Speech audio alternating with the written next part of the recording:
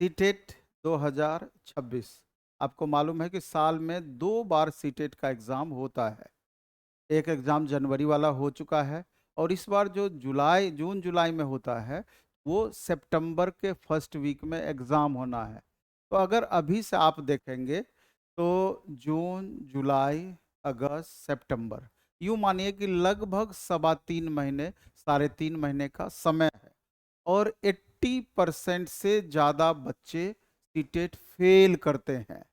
तो ऐसा इसलिए हम बता रहे हैं कि ये परसेंटेज पहले और भी बुरा था, लेकिन डे बाय डे में इम्प्रूवमेंट हो रहा है। परसेंटेज पास करने वाले छात्रों की संख्या लगातार बढ़ते जा रही है। लेकिन अगर आप डीएलएड कर रहे हैं अथवा कर चुके हैं, बीएड कर रहे हैं अथवा कर चुके हैं और अपेयरिंग में है, तो दोनों परिस्थिति में आप सीटेट का फॉर्म भर सकते हैं। और अगर आप सीटेट पास कर जाएंगे तो आगे चल करके चाहे एनबीएस हो, केबीएस हो या स्टेट लेवल की टीचर की जो भी वैकेंसी 1 to 5 और 6 to 8 में आती है, उसको आप उस फॉर्म को आप फिल कर पाएंगे। तो इसमें 2-3 बातें हैं जहां ध्यान रखना जरूरी है। पहला बात तो ये है कि पीआरटी कौन कौन भरेंगे, तो जो डीएलएड कर रखे हैं और जिन्होंने ग्रेजुएशन नहीं किया है तो वो पीआरटी भरेंगे। और ग्रेजुएशन आपने कर रखा है तो पीआरटी के साथ में यानी 1 to 5 के साथ में आप 6 to 8 का भी फॉर्म भर सकते हैं। और बीएड अगर आपने कर रखा है तो 6 to 8 का फॉर्म, चाहे आपका मैथ एंड साइंस हो, चाहे एसएसटी हो, चाहे लैंग्वेज पेपर हो, आप भर सकते हैं। इसमें कुछ बात पे गौर करनी चाहिए। एक तो पास करना जरूरी है, वो कैसे पास करेंगे उस पर तो हम प्लान करेंगे ही, उस पर चर्चा तो हम करेंगे ही करेंगे। और अच्छे मार्क्स के साथ आप पास करेंगे, इसमें कहीं कोई दिक्कत वाली बात नहीं है। कुछ खास बातें हैं जिस पर गौर करना होता है, ध्यान देना होता है, उस हिसाब से फिर तैयारी करना होता है। दूसरा सबसे महत्वपूर्ण बात इसमें हो जाता है, खास करके 6 to 8 के संदर्भ में, सब्जेक्ट का कॉम्बिनेशन ग्रेजुएशन में क्या होना चाहिए। क्योंकि हम सीटेट पेपर 2 तो पास कर जाते हैं, लेकिन कुछ वैसे कॉम्बिनेशन को हम रख लेते हैं, आगे चल करके पास करना हमारा व्यर्थ हो जाता है, बेकार हो जाता है। इन तमाम बातों पर हम चर्चा करने वाले हैं। आप लास्ट तक इस वीडियो को देखिएगा, इससे आपको पास करने में भी मदद मिलेगा और कॉम्बिनेशन को समझने में भी मदद मिलेगा। तो पहले हम 6 to 8 पे चर्चा करेंगे, उसके बाद हम 1 to 5 पे चर्चा करेंगे। आप देख लीजिए इस चीज को, कुछ चीजें यहां पर हम लिखे हैं जस्ट समझाने के लिए कि सीटेट 2026, सीटेट 2026 1 to 5 के संदर्भ में लिखे हैं, 6 to 8 के संदर्भ में आप देख रहे हैं। 6 to 8 में अगर आपने ग्रेजुएशन, यहाँ आप समझना स्टार्ट कीजिए, सब्जेक्ट कॉम्बिनेशन हमने लिखा है, ग्रेजुएशन में क्या है, तो मैथ एंड साइंस से हम स्टार्ट करते हैं कि अगर ग्रेजुएशन में कहाँ, अगर ग्रेजुएशन में मैथ के साथ फिजिक्स केमिस्ट्री है, तो ऐसी परिस्थिति में मैथ एंड साइंस आपको चूज करना होता है। इसमें जो क्वेश्चन 150 मार्क्स के पूछे जाएंगे, 60 मार्क्स का सिर्फ मैथ और साइंस से रहेगा और बाकी जो सब्जेक्ट है इसमें आपका सीडीपी रहेगा, लैंग्वेज 1 रहेगा, लैंग्वेज 2 रहेगा। तो 90 मार्क्स का आपका ये हो जाएगा, सीडीपी के साथ में इसका पेडागोजी सबके साथ में रहेगा। 90 मार्क्स का ये हो जाएगा और 60 मार्क्स का ये हो जाएगा। तो मैथ और साइंस को कौन से बच्चे रखेंगे, जिनका कि मैथ फिजिक्स केमिस्ट्री का कॉम्बिनेशन है। और इसके साथ में कौन, और इसके साथ में अगर बॉटनी, जूलॉजी और केमिस्ट्री, इस तीनों का भी कॉम्बिनेशन है, तो मैथ एंड साइंस सब्जेक्ट को ही चूज करना है। मैथ एंड साइंस सब्जेक्ट को ही चूज करना है। समझ गए बात को, मैथ एंड साइंस सब्जेक्ट को ही चूज करना है। तो बॉटनी, जूलॉजी, केमिस्ट्री है, मैथ फिजिक्स केमिस्ट्री है, दोनों में से कोई भी पीसीएम है, फिजिक्स केमिस्ट्री मैथ, या आपका पीसीबी, पीसीबी यहाँ नहीं होता है, यहाँ पर आपका बॉटनी, जूलॉजी, केमिस्ट्री होता है। आप अच्छे समझ गए होंगे इस बात को। नेक्स्ट हम आएंगे कि एसएसटी, एसएसटी में क्या जरूरी है, इस बात को समझना बेहद आपके लिए खास होगा। एसएसटी में होता है क्या कि ग्रेजुएशन में, कहाँ, तो ग्रेजुएशन में आपका हिस्ट्री, समझिएगा गौर से, पॉलिटी, इकोनॉमी, ज्योग्राफी, टीजीटी 9-10 का अलग होता है और 6 to 8 का सब्जेक्ट आपका बढ़ जा रहा है, हिस्ट्री, पॉलिटी, इकोनॉमी, ज्योग्राफी, इसके बाद फिलॉसफी, इसके बाद आप होम साइंस, इसके बाद आपका साइकोलॉजी, इसके बाद सोशियोलॉजी, सोशियोलॉजी, इसके बाद कॉमर्स, देख लीजिए कॉमर्स, और भी एक दो पेपर हो सकता है, आप देख लीजिएगा। तो जो मेन पेपर है, history, polity, economy, geography, philosophy, home science, psychology, sociology, commerce, इसमें किसी भी दो सब्जेक्ट का कॉम्बिनेशन आपका बन रहा है, किसी भी दो सब्जेक्ट का कॉम्बिनेशन बन रहा है, तो आपको एसएसटी पेपर रखना है और 60 मार्क्स का सीटेट पेपर टू में सीटेट पेपर 2 में 60 मार्क्स का वेटेज इसी सब्जेक्ट से रहेगा। तो हमको नहीं लगता है कि आपको कोई भी कंफ्यूजन रह गया होगा। कोई जरूरी नहीं है कि हिस्ट्री, पॉलिटी, इकोनॉमी, ज्योग्राफी ही रहना चाहिए, बल्कि हिस्ट्री, पॉलिटी, इकोनॉमी, ज्योग्राफी के साथ में philosophy, home science, psychology, sociology, commerce, इतने सारे सब्जेक्ट में कोई भी दो सब्जेक्ट का कॉम्बिनेशन है तो फिर आप एसएसटी पेपर को भर सकते हैं। कॉमर्स वाले छात्रों के साथ इकोनॉमिक्स का कॉम्बिनेशन जनरली होता है, इसलिए इनको सीटेट पेपर 2 में एसएसटी सब्जेक्ट के लिए अलाउ किया जाता है। इसके अलावा हम आते हैं लैंग्वेज पर आते हैं। लैंग्वेज का मतलब होता है कि हिंदी, इंग्लिश, उर्दू, संस्कृत, बंगाली, फारसी, जो भी है बाकी पेपर, मुख्य यही है।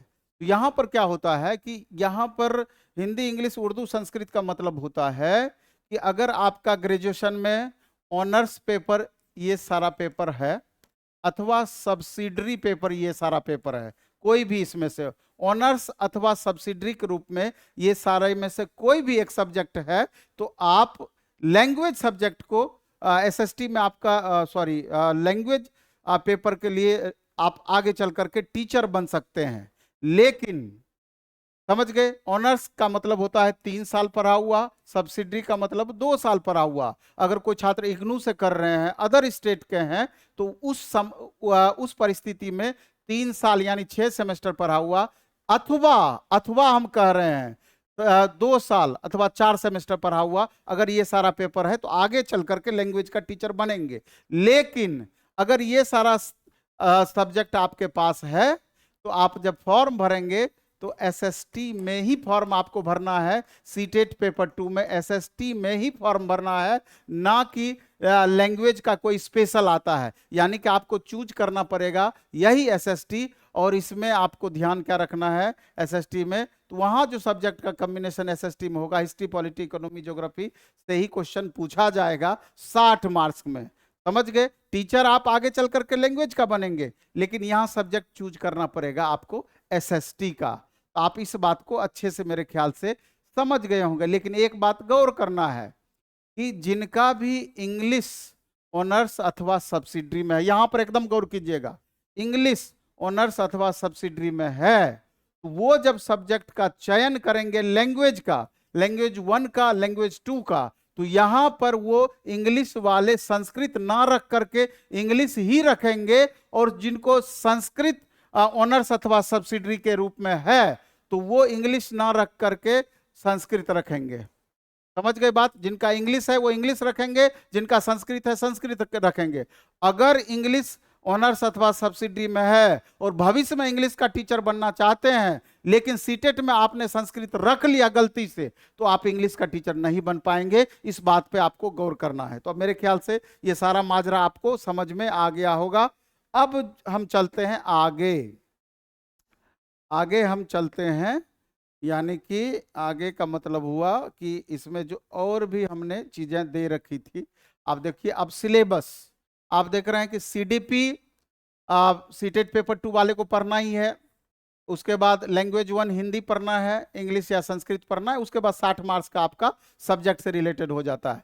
लेकिन अब आते हैं हम 1 to 5 पर। 1 to 5 वाले सीडीपी पढ़ेंगे, सीडीपी एंड पेडागोजी, उसके बाद मैथ पढ़ना है उनको, फिर लैंग्वेज 1, लैंग्वेज 2, और उसके बाद ईवीएस।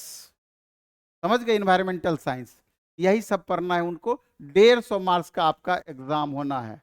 तो अब आते हैं मूल बातों पर कि पास कैसे करेंगे। पास करने के लिए पहले तो आपका बेसिक अच्छा होना चाहिए थोड़ा, तभी तो आगे चल करके प्रैक्टिस के मदद से और परफॉर्मेंस को बेहतर कर सकते हैं। और अगर 2 4 5 नंबर से छूट रहा है तो प्रैक्टिस, प्रैक्टिस और प्रैक्टिस, 3 बार हमने बोला है, प्रैक्टिस प्रैक्टिस और प्रैक्टिस। तो इन दोनों का कॉम्बिनेशन आपको पास कराने के लिए काफी होगा। क्योंकि अगर हम बात करें बेसिक का, तो अभी पटना के ऑफलाइन सेंटर पर हमारे भिखना पहाड़ी, भिखना पहाड़ी एक जगह है, नया टोला भिखना पहाड़ी। तो यहाँ पर आप जब पहुंचेंगे तो यहाँ हमारा 10 AM से ऑफलाइन क्लासेस 1 to 5 और 6 to 8 के लिए स्टार्ट हुआ है, जो कि एग्जाम तक चलेगा। अगर आप चाहें तो इसको ज्वाइन कर सकते हैं। 6 to 8 का 6500 रुपया फी है। 1 to 5 का आप देख लीजिएगा, मेरे ख्याल से 6000 या 6500 इसका भी फी है। और 1 to 5 6 to 8 दोनों करते हैं 7500 रुपया फी है।